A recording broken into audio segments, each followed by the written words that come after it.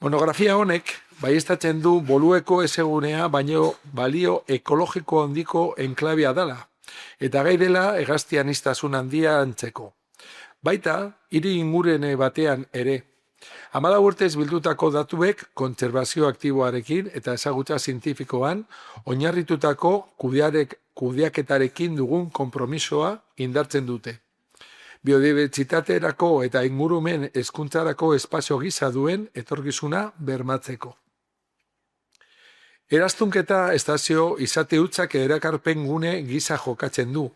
Eskualdeko pertsonentzat, ikaslentzat eta voluntarioentzat ornitologiaren eta eraztun zientifikoen esparruan prestatzen nahi dutenentzat.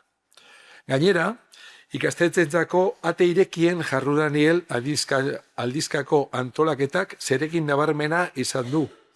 Ingurumen hezkuntzarako eta getxoko eta udalerri mugakiedetekako aurren sentsibilizaziorako getxoko hiriguneak naturalizatzeko prozesuaren preskriptore onenak direlako.